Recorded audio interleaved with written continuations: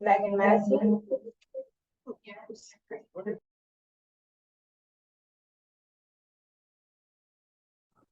Fred Stone, Here. Brian Carnegie. Okay, no meeting minutes. We have two resolutions, both board engineer and board attorney that we did last meeting. Does anyone have any questions about those? Do those individually. Good. So the resolution of appointment of board attorney, Michael Eckstein. We have a motion for that resolution. So moved. Second. Second. Roll call vote. Christina Bonatakis, Yes. Dan Mancuso, Yes. Barbara's not here. Wilson Bibi, Yes. Edson Hernandez, Yes. Fred Stone, Yes. Brian.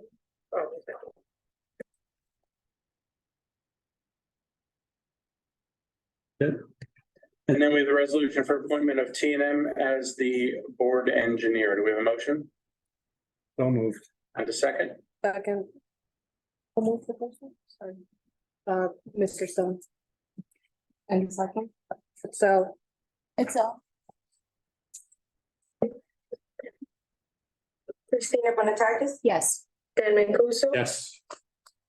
Megan Massey. Yes. Oh, I'm sorry. Okay. Abstain, sorry. Wilson Bibi, Yes. Edson Hernandez, Yes. Fred Stone, Yes. We have one public hearing tonight. The public hearing for 14 Wharf Avenue, Block 10, Lot 4 and 5 is being carried to October 2nd. My understanding is that they're going to renotice, so that will not be heard tonight. Our remaining item is 27 Locust Avenue, Block 66, Lot 8.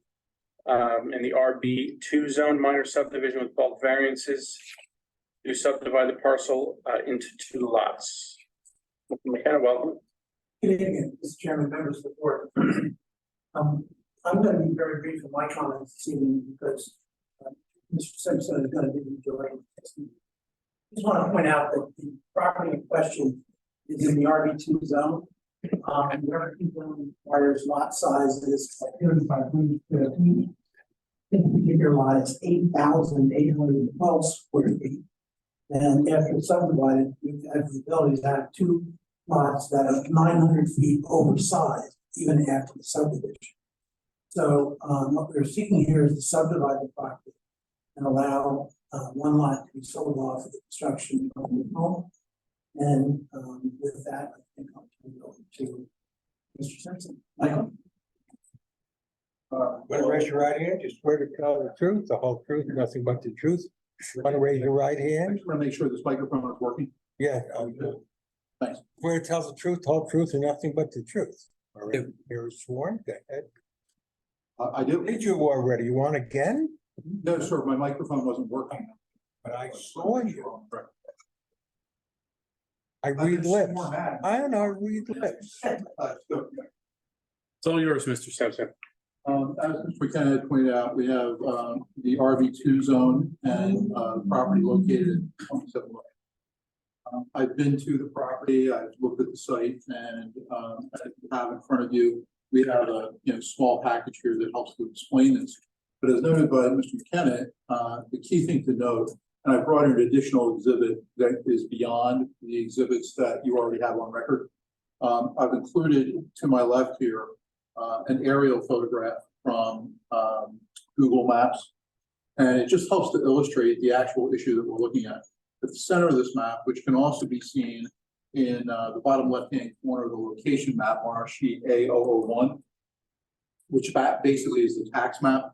You can see that the property here, located roughly at the center of this photograph, is adjacent to property after property after property after property in sequence throughout this block, both sides of the street, well within 200 feet and beyond, out to 600, 700, 800 feet. As you go down the entire zone, the RB2 zone, the predominant lot size of properties are 37.5 feet, like exactly. They're all squared up and queued up at 37.5 feet. The zone requires 50 feet, but there's almost no property that is 50 feet wide, with the exception of things that are fairly dense development. So you have things like the apartment building on the north side of Locust Avenue, the two apartment complexes that is on the north side. You have one on the south side at the end of the street. You have one other building that's an apartment building.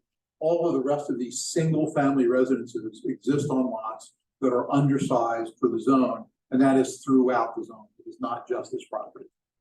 What I tried to do is I tried to pay close attention to the T&M review letter, and most of my commentary, I'm going to go straight from the T&M review.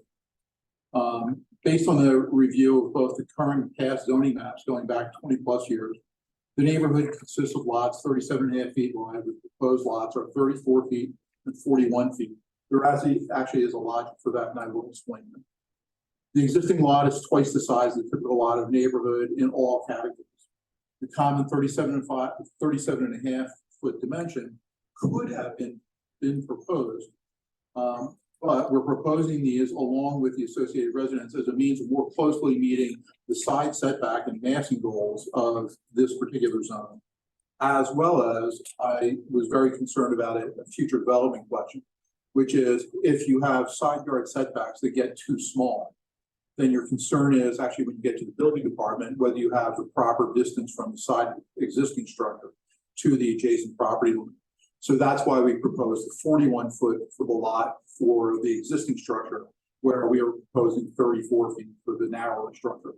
For the narrower lot. In that case, in both cases, then we can have lots that fully meet the building code, even if they can't possibly meet the nature of the ordinance as to exact lots and setbacks. The lots and setbacks that we have proposed are generally consistent with all of that particular block, as shown by the aerial photo, as well as those across Locust Avenue and all the way down to Earl Street, actually. So this is a pretty common thing for the neighborhood to have undersized lots. The proposed residence, while less than the square foot required by ordinance for minimum gross habitable floor area, is generally in the scale and dimensions similar to many other properties existing in the neighborhood. Its size was adjusted as though there had been an FAR requirement to the zone. There isn't an FAR requirement. But if you took that FAR requirement and applied to this particular lot, therefore its mass was reduced in proportion to the size of the lot to get a smaller first floor footprint. We can in fact make the first floor footprint compliant if it was so the wishes of the board. But our concern was that in doing that, you're actually going to eat up more of the yard. And in eating up more of the yard, therefore, it's less of an attractive neighborhood for the backyard. It's only 4 feet that we would have to expand it, but we also felt that given the front yard setback, we were making sure that we didn't have a concern with making a rear yard too small. Again, I'll go on now to the specific T&M review letter, which I believe you have. On item 1.2, we propose to comply with that, even though no other house on the street matches us. It has to do with the front yard setback. And this also relates to that question I raised about the rear yard and meeting the requirements for the habitable square footage. Right now, all the properties on that street are much closer to the street. As you can see, and in our proposed plan, the house would be fully, I'd say, about 6 feet or more further back from the street. So again, we're willing to comply with that, but it is not consistent actually with the neighborhood to do that.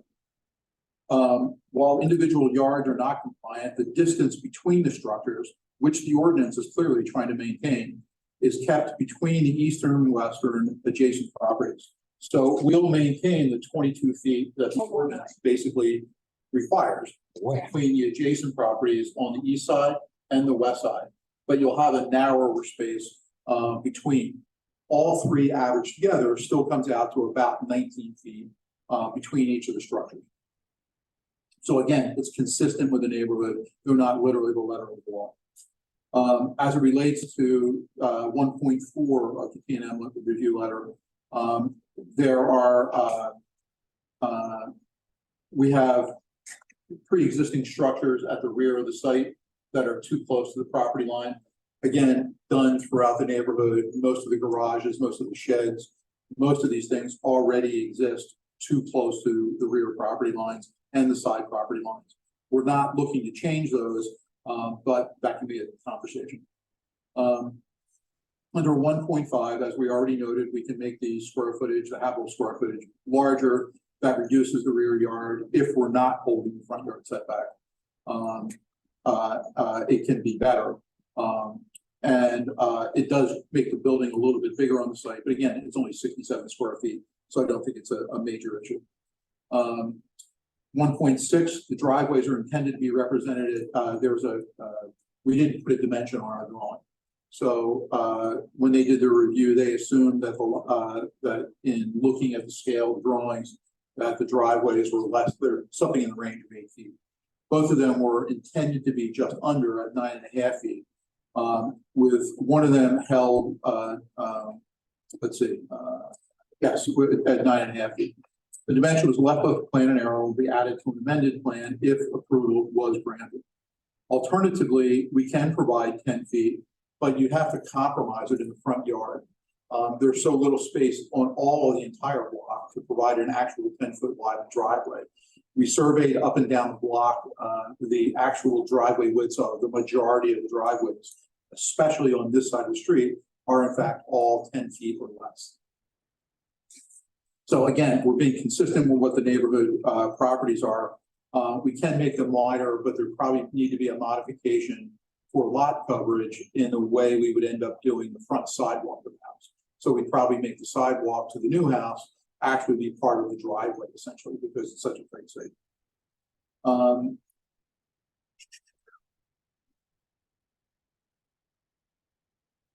So that, yes, that relates to lot number 8.02. We would probably drop the front sidewalk and just make that part of the driveway. Moving on to items 2.1 and 2.2, we will comply with those. 2.3, we're trying to keep the curb cut at 803 and at 802. There is a curb cut that exists very nearly at that location, but we will comply with this at both. It's a condition of approval. It's actually kind of tricky where the actual curb cuts are. So trying to line up the driveways exactly, get the 10 foot is really kind of difficult to do. But again, we'll comply with that as part of the final approval if granted. Obviously, under items 3 and 4, we will comply as part of the final engineering submission. An engineer has actually not been retained yet and would have to be retained in order to do the required engineering. That's something my firm can provide. Waivers were requested for item number 5, which has to do with the trees. And we think it's important to note that there are 5 trees of consequence, which are noted on our plan, that all of which are intended to be retained. So if any are removed, they would be replaced in kind as for the Shade Tree Commission. It is unclear, given how tight the street is, how many street trees we actually can provide. So while we're willing to do it, it really would end up having to be a conversation between T&M and our engineer as to how you would actually provide those trees on that street. Again, the tree is a lot. All existing trees under 3 caliper of the ordinance. They of course will comply. And last but not least is item number 6, which is will comply with all the miscellaneous documented with final that's property, and I expect you would have a question. And we're delighted to try to answer all of them. Anyone from the board have any questions for Mr. Simpson or the applicant? I have a question about what is the total square footage of the new proposed house? I didn't hear the question. What is the proposed total living space in the new proposed house? What is the total square footage of the proposed house? Okay, thank you. Not just the first floor, but the whole thing. Yeah, no, I understand. Get my eyeballs on it. It's approximately 1,800 square feet is the proposed house. The new house. Yes. Now, because I'm looking at D&M's letter and it says 1.5, the minimum required minimum gross habitable floor area for the 2-story, 1,000 square foot. With at least 700 on the ground floor. Are we talking about the existing house there? No, it's talking about the new house that's It proposed. says the I believe, according to your. 133 square feet. So where are we getting all that extra square footage? Mike, you want to help us out with that? Yeah. 1,300. Press the little button. Yes. There you go. So according to your guys' zoning table that was provided on the plans, the proposed home on lot 8.02 is 1,300 square feet. I'm sorry, 13, not 8. 1,800 was the existing. Yeah. Yeah. With approximately 633 square feet of ground floor area. Thank you. Glasses, there you go, Mike. My readers are not in my possession at the moment, so my apologies for that. But yes, that is correct. The existing house was the house that's 1,800. The proposed house is 1,300 square feet. Which one is the one That's- that has 630 some odd feet on the The first? new house is the one that's 633 square feet on the first floor. Okay, so then it's gonna have a second floor that's gonna bring it up to 1,300 square. Correct. Okay, Yes, I need to know, it's just. no, I mean, I'm just trying to figure it out, yeah. Okay. Anyone else on the board have any questions? I have a question. Okay. So do you plan to develop vacant lot, the new vacant lot at this or is it going to be sold and then developed by the seller, the buyer? I think I would defer to either Mr. McKenna or the client who is here. As to their disposition. We provided them a design, this application. We provided them with a design that, we've actually had built on other streets on this side of town. We've actually had this built twice on, Squirrel Street. On properties actually smaller than this one. But we felt that it was an appropriate use of that size and type structure, given the nature of the neighborhood. The actual, are they selling it, are they keeping it developed themselves? I actually don't. Well, it's an important question. I understand it's an important question, I don't have the. No.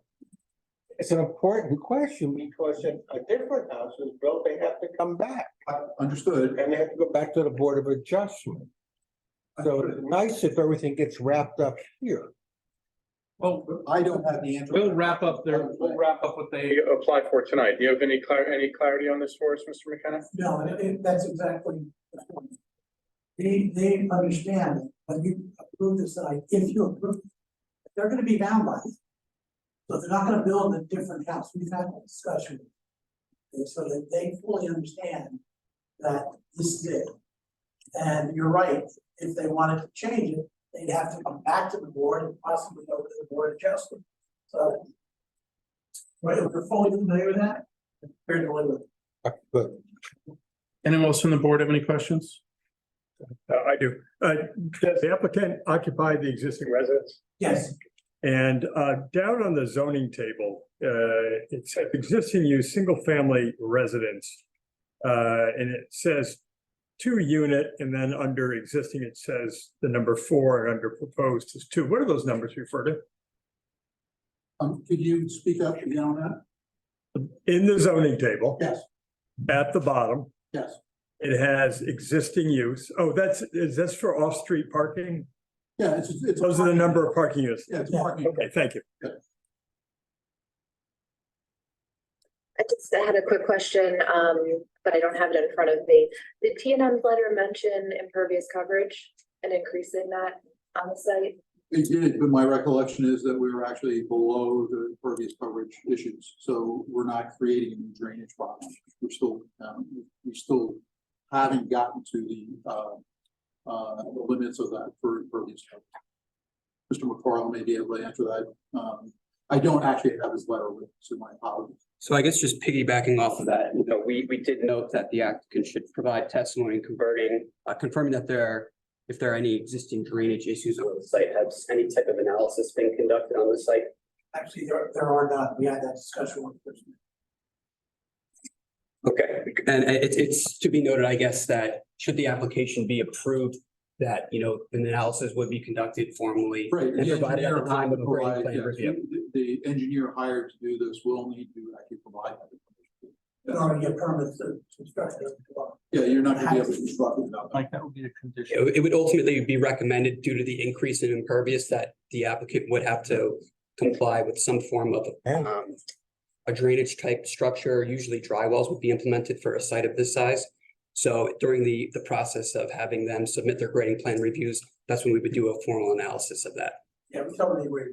That's Yes, absolutely. exactly correct. We discussed that.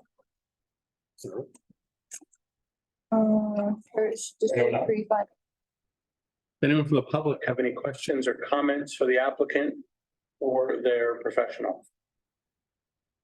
Seeing a large number of people here in attendance. I just have a question. Oh, I just okay. I just wanna confirm that, since there are no street trees being permitted, we're gonna be paying into the, Yes, okay. yes, if we cannot provide the street trees, of course, the payments will be made to the shade tree. Absolutely. I just want it on the record. Yeah, no. Okay, thanks. Would anyone like to make a motion regarding the application? Don't want to talk. Oh, come on up. The appropriate time to make a comment. Yes. Sure, you want Yeah. to raise your right hand? You swear to tell the truth, the whole truth and nothing but the truth. Absolutely. Ed, can you just scoot over your mic? I mean, I have no objection. We looked at the plans. And, the only concern we had was that there's a driveway Oh, Ben, can you state your name and address? as far as 16 Locust Avenue. Okay. I don't really, just comment. Locust Avenue has become kind of a parking nightmare. It wasn't that way when I moved in '96. Ed, what happened? It is a parking nightmare now, so hopefully in projects like this, we'll definitely have parking on this window. Very much. Thank you. Anyone like to make a motion on the application?